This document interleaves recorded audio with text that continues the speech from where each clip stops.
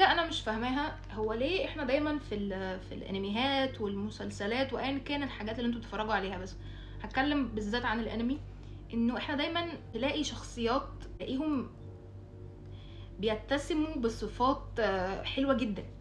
هفهمكم، انه بيتصفوا بصفات فيها جدعنه، فيها اونر، شرف ورجوله وحاجات كده.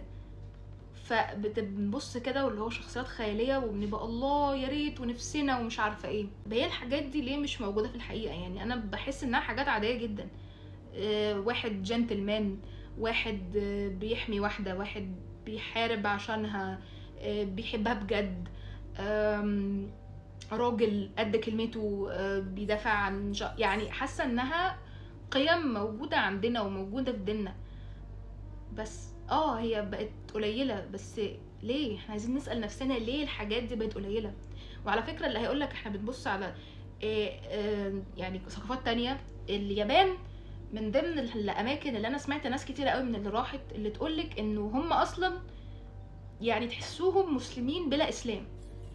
يعني تحسوهم بيبراكتس العادات والقيم بتاعه المسلمين والاسلام، والقيم والمورالز بتاعتهم وكده، والاخلاق بتاعه الاسلام، ولكن هم طبعا مش بيؤمنوا باله معين. من ضمنهم الناس اليابانيين ذات نفسهم اللي دخلوا الاسلام بيقولك الحاجات دي اوريدي اللي في الاسلام لقيتها شبهنا قوي، يعني لقيت ان ده شبه العادي بتاعنا اللي احنا متربيين عليه. فعشان كده انا كنت بخص بالذكر الانميات، لان حاسه ان الانميات بالذات بتعكس الكالتشر الياباني، الحاجات الحلوه اللي فيها اللي فعلا تحسها نفسنا نبقى زيها ونفسنا نقلدها، وهي اصلا موجوده عندنا في ديننا، بس ناس كتيره مش للاسف مش بتعملها، وبقت قليله فعلا.